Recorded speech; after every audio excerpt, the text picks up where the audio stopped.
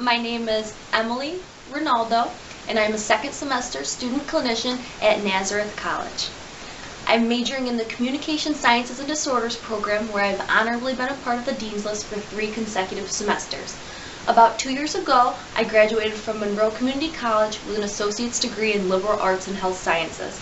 In the fall of 2013, I was transferred to NAS, and it undoubtedly was the best decision I've ever made. The classes I have taken at Nazareth have definitely helped me identify my strengths. According to the Strength Finder test taken in Methods of Speech, Language, and Hearing, I possess characteristics of being an achiever, responsible, harmonious, a learner, and a relator.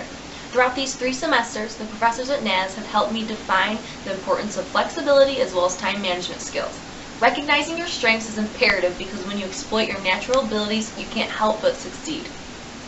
I do commute 40 minutes to school every day, and throughout my entire academic career, I have maintained a part-time job, working about 12 hours a week as a waitress at a meals restaurant located on 5 and 20 in Waterloo. I'm involved with the CSD Peer Mentors. We assist new CSD students with any questions, comments, or concerns in order to make their unfamiliar transition as smooth as possible. I enjoy my involvement there and being an advocate for Nazareth College, which influences my ultimate goal of being an advocate for communication.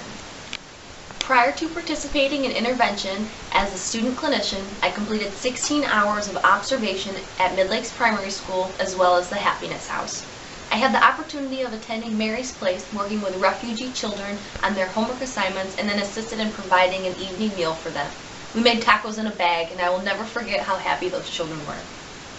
In the speech-language clinic, I assisted 2 school-age clients. One who needed speech services for an art distortion as well as receptive and expressive language.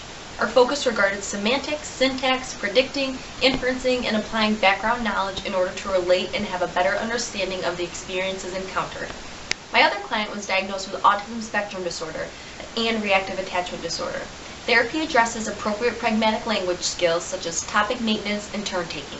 I appreciate having different supervisors in clinic, as they are an additional perspective for me to gain knowledge from. I engage in evidence-based practice daily, as I'm constantly requesting articles off of Iliad in order to review various meta-analysis studies. It is important that I am aware of the most functional means of intervention in whatever areas of language I practice. I took 2 semesters of sign language, and once I complete my 2 7-week classes, I strongly have a desire to volunteer within the deaf community. I would love to be proficient at sign, for I have gained much appreciation for the members within this culture.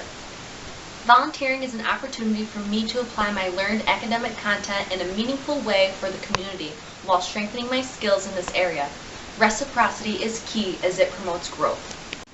I'm eager to get started with my service learning project at the CDS Monarch. I'm excited to broaden my familiarity working with adults with language disorders. Hopefully this will affirm or help me narrow down what field I want to specialize in. Currently I have the desire to work with people of all ages, beginning with early intervention and ranging all the way to adults with aphasia, right hemisphere dysfunction, traumatic brain injury, and even dysphagia. I love this constant wealth of knowledge I acquire each day from being at Nazareth. I graduate spring of 2015 and have applied to a few different schools, Nazareth being my first pick, for they are the most reputable. I would love to get my PhD, even if I go as a part-time student while working as an SLP on the side. It's important to get your PhD, especially in a profession where most students stop after receiving their master's. One must continue their education and obtain the entire fulfillment that there is to offer. Then I could even teach students after working 20 years. Providing them with my clinical expertise that all began from Nazareth College would be absolutely rewarding.